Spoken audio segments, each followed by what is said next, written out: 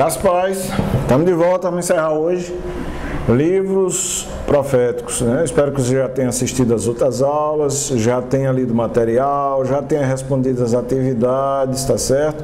Isso é importante, tá certo? Para o seu dia a dia nesse curso à distância. Não é fácil fazer um curso à distância, a gente precisa se desdobrar para poder cumprir com as tarefas, tá bom? Eu espero que vocês estejam se dedicando e fazendo isso em nome de Jesus, tá bom? Vamos orar, vamos hoje dar prosseguimento, falar dos últimos 6 profetas menores e aí entendermos o restante da matéria, tá bom? Deus abençoe você e você realmente aproveite bem a oportunidade. Pai, nós te agradecemos mais uma vez, desta feita, Senhor, pelo término dessa disciplina, ou seja, essa última aula que nós estaremos discorrendo sobre o assunto, te pedimos a tua bênção especial sobre nós.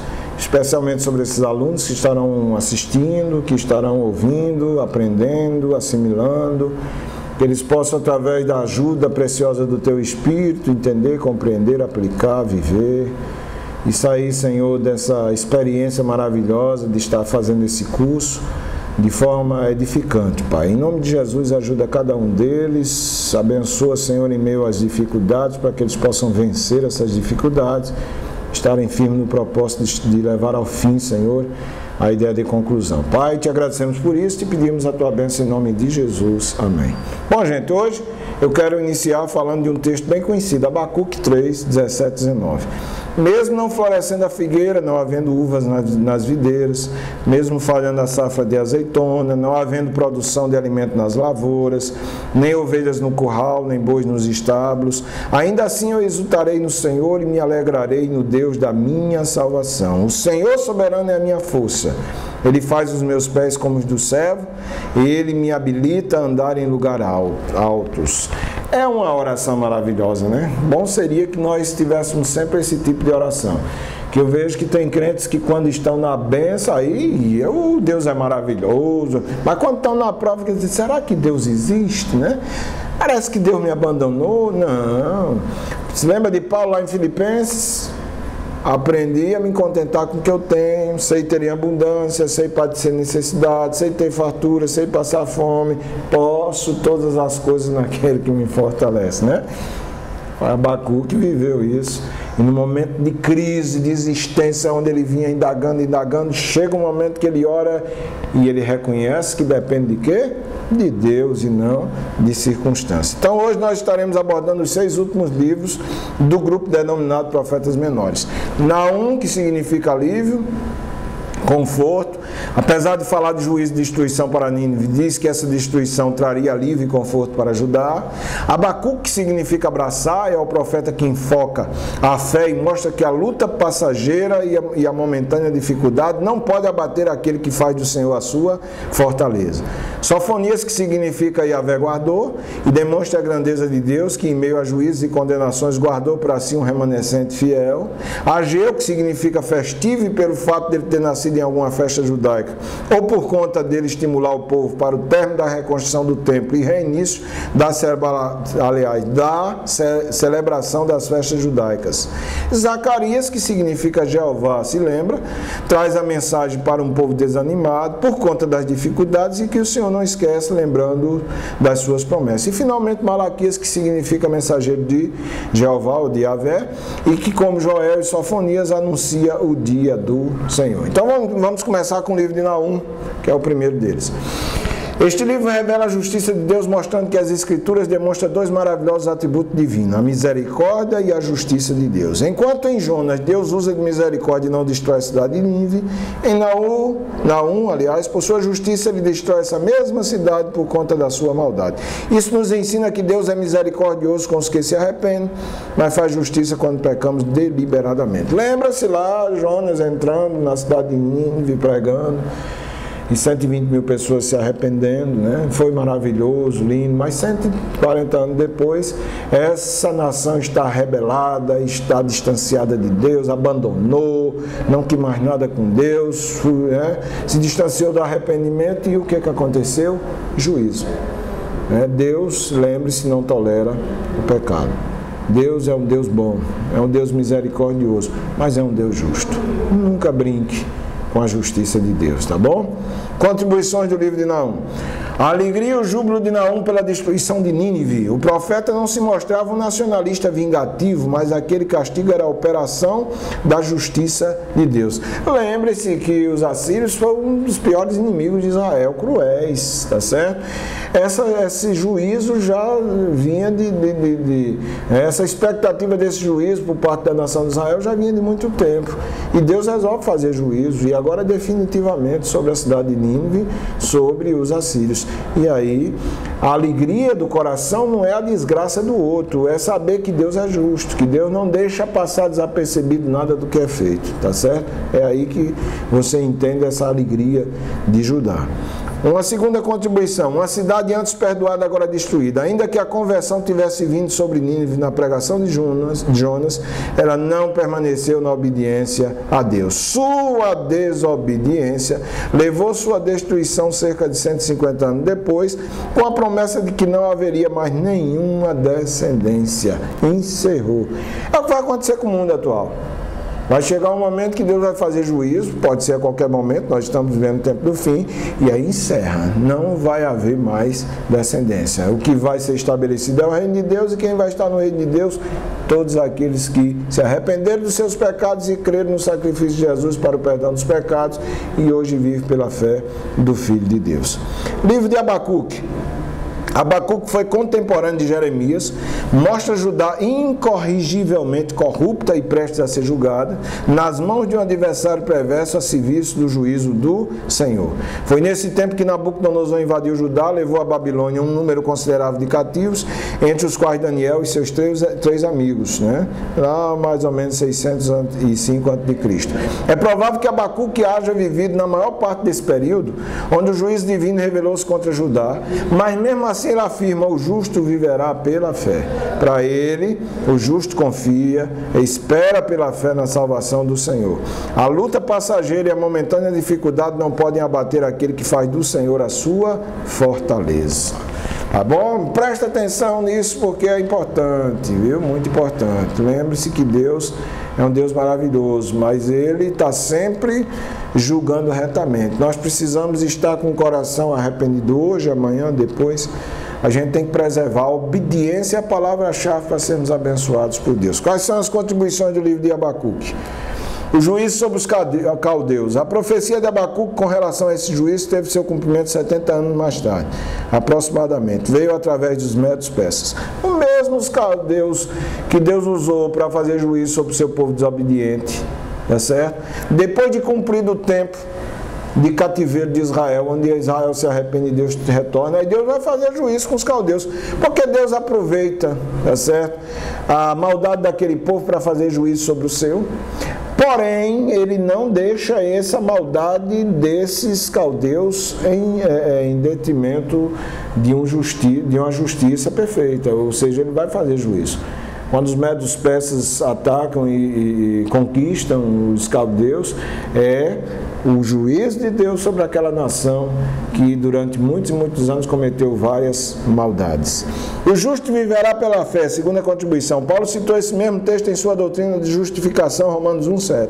O escritor aos Hebreus também enfatizou isso, Hebreus 10, 38. Foi essa bandeira que inspirou Lutero a empreender a reforma protestante e que inspirou muitos nomes famosos da história da igreja cristã. Se você fizer uma leitura da história da igreja, você vai ver muitos homens de Deus, né, que tem um nome bem lembrado, que foram impactados por essa passagem de viver pela fé. Terceira contribuição, a oração de Abacuque. É uma visão de quem contempla a Deus pela fé e que faz da circunstância uma forma de contribuição para uma vida amadurecida e sem dúvida. Paulo demonstrou o segredo prático dessa fé, Filipenses 4, 11, 12, e traduz em uma só frase: tudo posso naquele que me fortalece. É a mesma coisa do salmista Davi no Salmo 23 dizer: o Senhor é meu pastor e isso me basta. Ou seja, o Senhor é meu pastor e de nada tenho falta. Que é a tradução mais correta, né? O Senhor é meu pastor e de nada tenho falta. Ou seja, Deus é tudo que a gente precisa, tá bom? Abacuque vai ensinar esse caminho dessa fé genuína e segura. Terceiro livro, o livro de Sofonias. Sofonias profetiza o juízo contra a apostasia. Está perto o dia do Senhor. Assim como Joel, ele também é o profeta do dia do Senhor. Refere-se a um tempo especial na economia divina, em que ele assumirá o governo do mundo e fará revelar sua glória, seu poder, sua soberania e seu juízo. Escatologicamente é também um período da grande tribulação e do reinado milenar de Cristo, tendo ainda indicações de ser a referência do juízo final.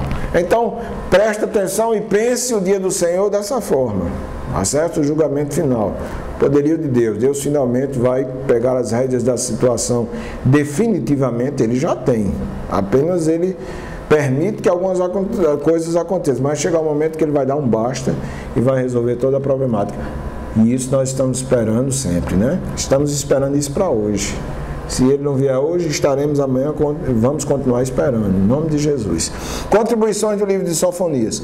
Está perto o dia do Senhor. Ai dos que dizem, Deus não faz bem nem mal. Por isso há uma advertência, buscai o Senhor, vós todos os mansos da terra. Nunca pense que Deus esqueceu, viu? Deus está muito bem lembrado, vai chegar um tempo e tudo é no tempo dele. Segundo, o Senhor Deus está no meio de ti. Deus é justo e não falha. Deus é poderoso para salvar todo aquele que nele crê. Se você está em Cristo, você não tem razão de estar apavorado com o que está acontecendo no mundo. Muito pelo contrário. Segundo o que Jesus nos ensina, quando pois vir todas essas coisas acontecerem, exultai e alegrai-vos, porque está perto a vossa redenção.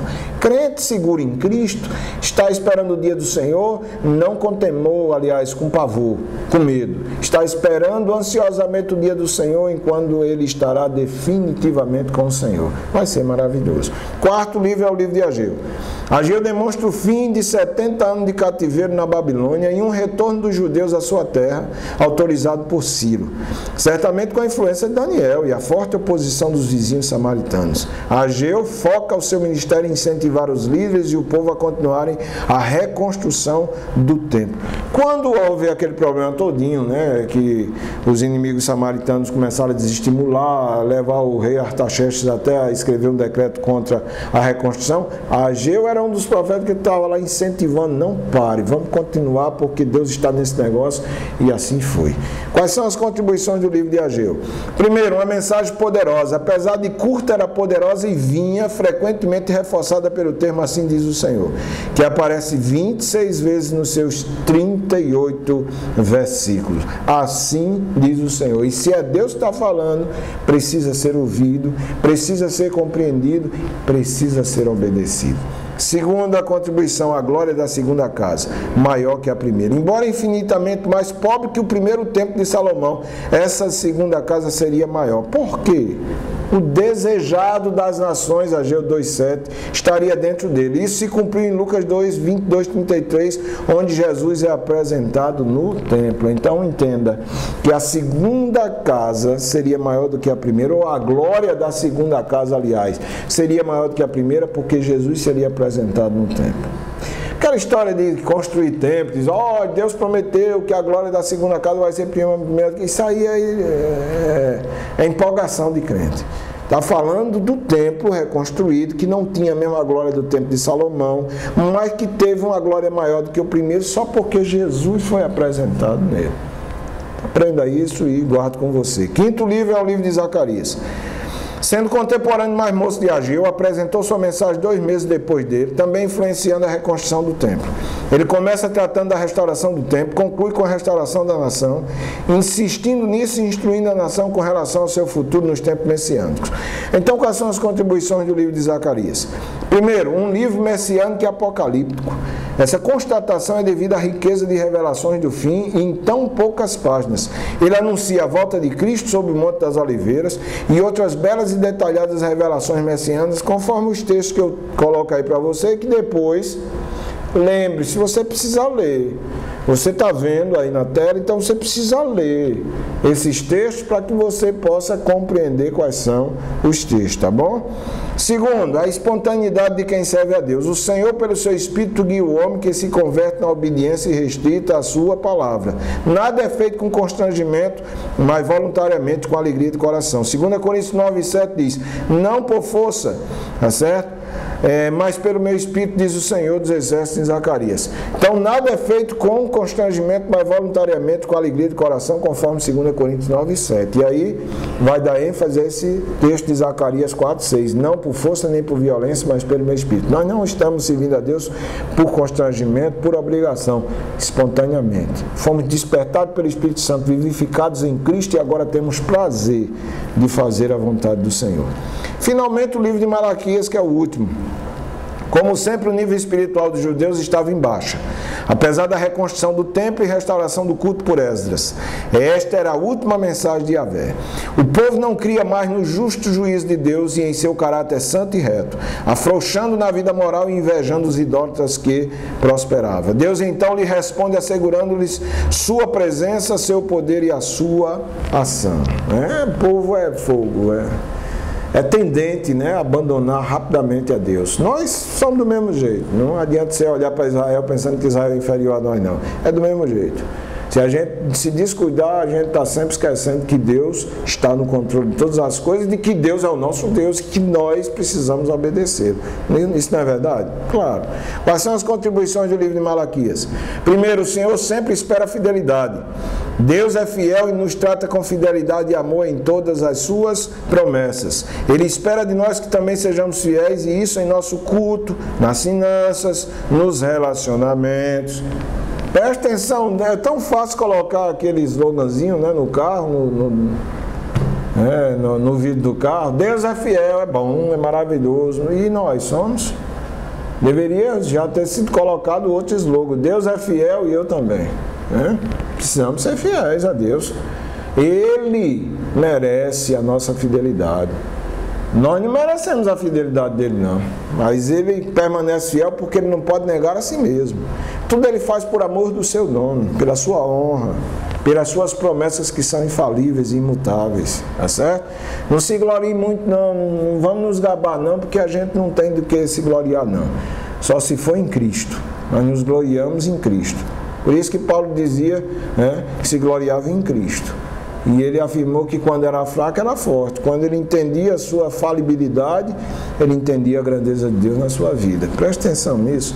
Segunda contribuição, o sol da justiça. Jesus é o sol da justiça que nos ilumina, aquece da vida.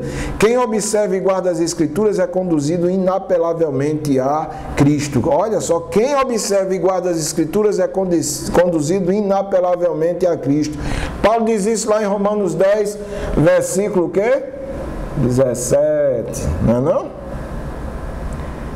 O crer vem pelo ouvir, ouvir o quê? A palavra de Cristo. Não existe salvação sem evangelho. Por isso que nós devemos pregar o evangelho sempre.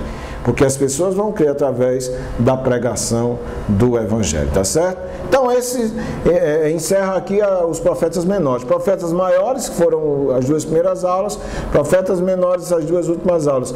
E explicando bem profetas maiores e menores, por quê? Profetas maiores e menores, é porque os profetas maiores eram mais importantes que os menores? Não. É o contexto da escrita. Os profetas maiores têm um escrito bem maior do que os profetas considerados profetas menores, que tem a sua escrita bem menor, tá certo? Um só livro de profetas maiores quase que engloba todos os livros de profetas menores. Daí a nomenclatura profetas maiores e profetas menores. Então que Deus nos abençoe e até a próxima disciplina, se assim Deus nos permitir, tá certo? Estarei orando por vocês em nome de Jesus.